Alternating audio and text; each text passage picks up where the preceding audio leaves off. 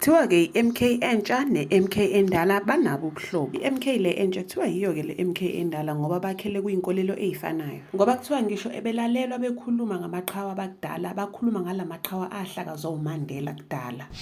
Mfoka baba lapha kwaNkomo kayixoshwa ngakhona nami. I-MK lenentsha ne-MK lendala banabo ubuhlobo. Ngeke uqale nje lapho.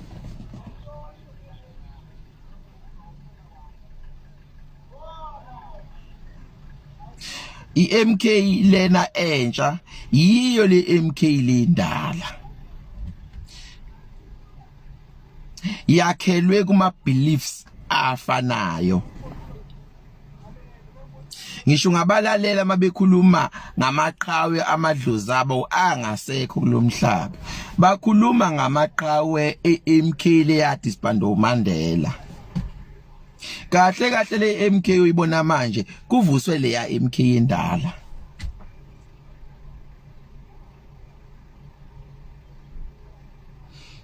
Lena ke yokuthi baningi abantu abayi MK kodwa bangakaze bayi kudingisweni. Akuyona into entsha mhlawumbe intsha kuwe. Baningi nakudala ngama 90s abantu bebeclaim ukuthi bayingxenye ye-MK ngenxa yamanga ayechelwa i-MK ukuthi wona alilwele lelizwe ngegazi. Yingakho sine democracy eSouth Africa.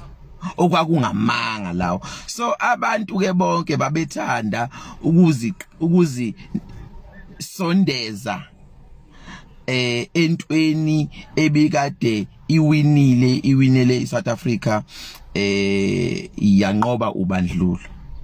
Nalapho babe namathelisa entweni wrong ngoba izwe aluwinanga MK okokuqala, izwe futhi aluwinwanga ngegazi. Izwe liwinwe ngama anti-apartheid activists abelanga phakathi eSouth Africa. Ngibala oNkatha, ngibala ANC.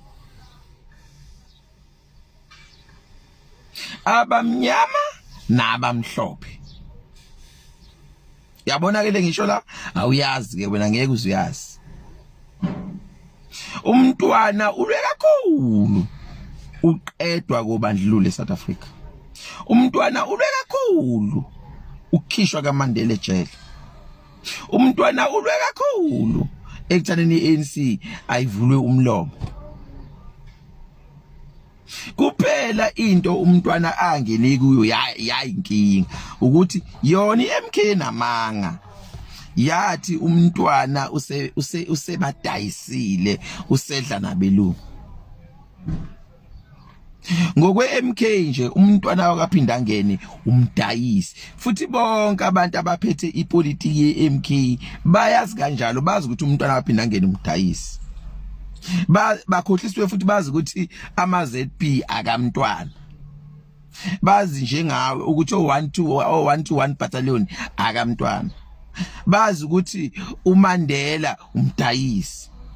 Bazi ukuthi iANC abadayisi. Yibo bonke ke laba bantu abaphuma le ehlathini abebengafundile, ababevele bechele nje inkulumo engathini bese begijimisa ukuyikholwa leyo nto bese befuna ukuyoba amaqhawe. And amaqhawe akudala ayazi ukuthi mawubulala abantu egameni lethu kusho ukuthi uyiqhawe. Leyo ukuthi ulethe intelligent yakho siya kanjani phambili ezumhlaba ezizwe ezisizwe akukaze vele kube igame yapho.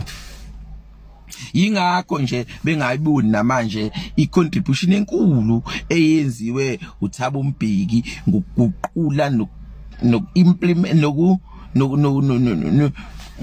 ngokwenza ama policies lawa include abono BEE lawa implement omsholosi. Abakwazi kodwa bona lokho ukuthi khona uleader oyinsika yalama policies abawa enjoy yawo bona manje lo leader bambiza ngomdayisi.